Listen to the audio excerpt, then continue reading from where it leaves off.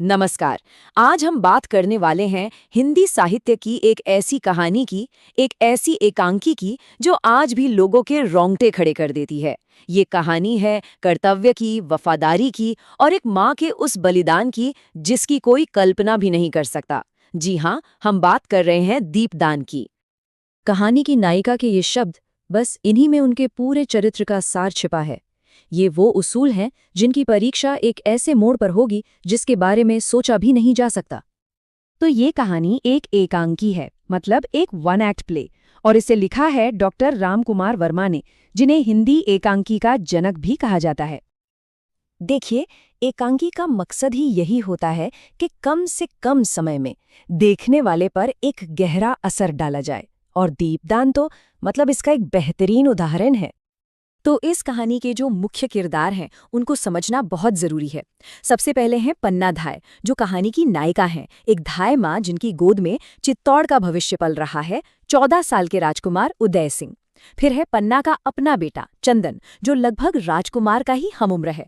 और चौथा और सबसे अहम किरदार वो है बनवीर, एक महत्वाकांक्षी शख्स जिसकी वजह से इन तीनों की जिंदगी हमेशा के लिए बदलने वाली है।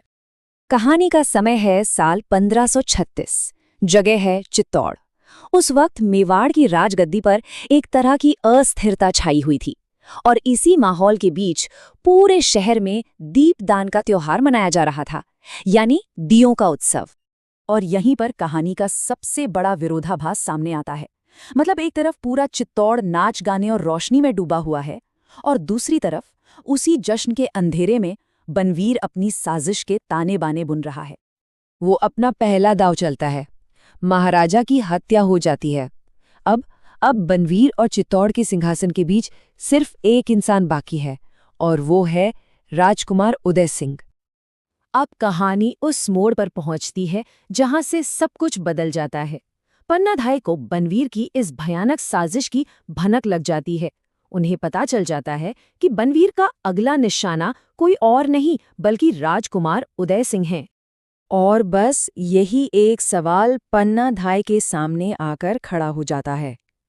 एक तरफ है राजभक्ति, मेवाड़ के कुल दीपक को बचाने का कर्तव्य, और दूसरी तरफ है एक माँ का दिल, अपने जिगर के टुकड़े, अपने बेटे चंदन के लिए प्यार। सोचिए जरा, क्या चुनेंगी वो? पन्ना के ही ये शब्द उनके अंदर के तूफान को बयां करते हैं। ये दो फर्ज के बीच एक ऐसी जंग है जो किसी के भी दिल को दहला दे। जब पन्ना को लगता है कि सारे रास्ते बंद हो गए हैं, महल को बनवीर के सैनिकों ने घेर लिया है, तब वो एक ऐसा फैसला लेती हैं जो हताशा की कोख से जन्मा है। तो अब पन्ना जो करती हैं वो सुनने वालों की रूह कंपा देता है। देखिए उन्होंने क्या किया। सबसे पहले असली राजकुमार उदय सिंह को उन्हें पत्तले रखने वाली एक बड़ी सी टोकरी में छिपा दिया। फिर कीरत नाम के एक वफादार सेवक को बुलाया और उसे वो टोकरी महल से बाहर ले जाने को कहा, पूरी हिफाजत से। और फिर उन्होंने अपने सोते हुए बेटे चंदन को उठाया और उसे राजकुमार के बिस्तर पर लिटा दिया, चादर उड़ाकर। और बस वो इंतजार करने लगी हत्यारे बनवीर का। और वही होता है जिसका डर था। बनवीर नशे में धुत, हाथ में नंगी तलवार लिए कमरे में घुसता है। वो पन्ना से उदय सिंह के बारे में पूछता है। पन्ना ढाल बनकर बिस्तर के सामने खड़ी हो जाती हैं, लेकिन बनवीर उन्हें धक्का देकर हटा देता है। उसकी आंखों को तो बस बिस्तर पर सोता हुआ वो बच्चा दिखाई देता है जिसे वो अपनी राह का आखिरी कांटा समझ रहा है। और फिर बनवीर अपनी तलवार से उस बच्चे पर वार कर देता है। चंदन की मौत हो जाती है, और उसकी अपनी माँ पन्ना अपनी आंखों के सामने ये सब होते हुए देखती रह जाती हैं। और जानते हैं, इसीलिए इस नाटक का नाम दीपदान है।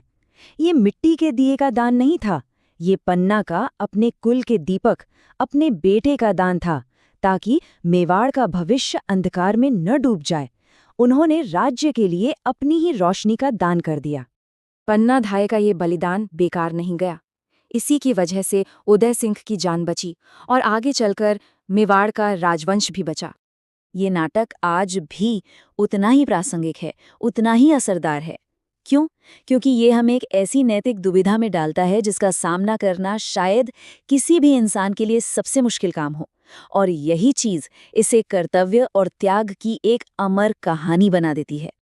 तो ये कहानी हमें एक बहुत ही मुश्किल सवाल के साथ छोड़ जाती है कि आखिर कर्तव्य के लिए किस हद तक त्याग करना सही है। क्या कोई भी लक्ष्य इतना बड़ा हो सकता है जिसके लिए ऐसी कीमत चुकाई जाए? इसका जवाब शायद आसान नहीं है।